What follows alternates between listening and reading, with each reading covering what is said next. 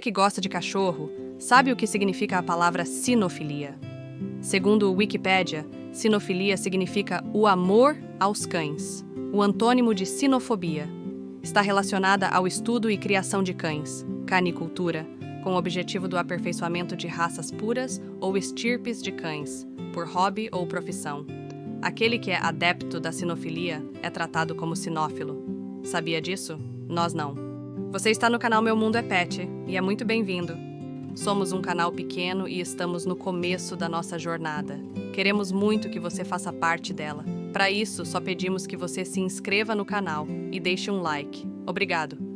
Alguns inscritos pediram para falarmos do Fila brasileiro, esse exemplo de força e lealdade canina. Então, bora lá. O Fila brasileiro foi a primeira raça brasileira a receber o reconhecimento internacional pela FCI, Federação Sinológica Internacional. Isso na década de 60. A origem desse cão remonta à época da colonização, quando os europeus trouxeram seus cães de trabalho para o Brasil. Contudo, assim como ocorre em diversas raças antigas, a origem genética exata do Fila brasileiro permanece desconhecida. Uma teoria inicial sugeriu que cruzamentos entre 3 raças inglesas de grande porte resultaram no surgimento dessa raça brasileira, combinando a estrutura óssea robusta dos mastins ingleses, a pele solta e as orelhas baixas dos Bloodhounds e a resistência dos antigos Bulldogs. No entanto, essa teoria carece de fundamentos comprovados. A teoria mais considerada e embasada sugere que o Fila brasileiro descende de cães portugueses e espanhóis de grande porte, como o mastim leonês, variante funcional do mastim espanhol, rafeiro do Alentejo, alão português, extinto, cão de gado transmontano, cão de castro laboreiro, entre outros, possivelmente trazidos para o Brasil durante a União Ibérica ou posteriormente. Desde os tempos da colonização do Brasil, o Fila brasileiro desempenhou um papel significativo na história do país, auxiliando os colonizadores na conquista de território, protegendo as caravanas dos bandeirantes contra ataques de nativos e felinos, e contribuindo para a defesa de rebanhos, além de ser utilizado pelos colonizadores na recaptura de escravos fugitivos. O Fila brasileiro é reconhecido por sua robustez, excelente olfato e temperamento forte, exigindo liderança firme de proprietários experientes. Isso mesmo. O Fila brasileiro não é um cachorro para donos iniciantes. Não é à toa que ele também é conhecido como monstro brasileiro.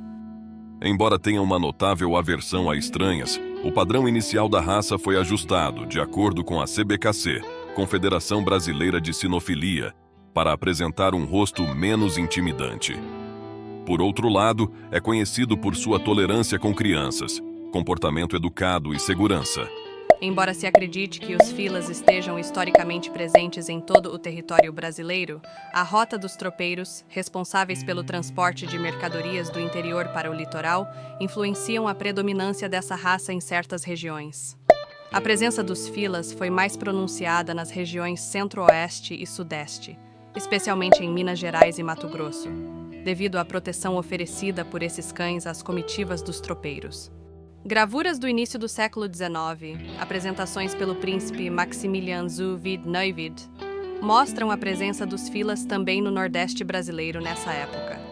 Essas gravuras retratam vaqueiros auxiliados por cães grandes, conhecidos como cabeçudos, onceiros ou boiadeiros, perseguindo bois na Bahia, evidenciando a presença dos filas na região. Entre as décadas de 30 e 40, os exemplares de Fila brasileiro, na época chamada de Filas Nacionais, apareceram em exposições caninas em São Paulo, apresentando-se ao público urbano. Benedito Faria de Camargo foi o primeiro a tentar exportar esses cães, resgatando exemplares negligenciados pela história, provenientes de fazendas do interior, para reerguer, organizar e formalizar a raça. Paulo Santos Cruz, considerado o pai da raça, escreveu o primeiro padrão do Fila brasileiro, que foi estabelecido em 1954. O ápice do Fila brasileiro ocorreu nas décadas de 70 e 80, quando a raça era uma das mais registradas. Nesse período, os criadores buscaram alterar o padrão oficial da raça para suavizar o temperamento agressivo em relação às peculiaridades, que era enfatizado no padrão anterior. Essa escolha gerou polêmica, pois alguns criadores acreditavam que o fila deveria ter aversão a estranhos, mas ser dócil com a família e as crianças. Outros preferiam um temperamento de guarda mais moderado, onde o cão não aceitava uma invasão territorial, mas aceitava uma visita acompanhada do dono. Nesse contexto, a palavra ojeriza foi substituída por aversão, no padrão oficial da raça. Outra polêmica conhecida foi a divulgação de um possível escândalo de mestiçagem e registro de cães provavelmente mestiços como filas puros nas décadas de 70 e 80.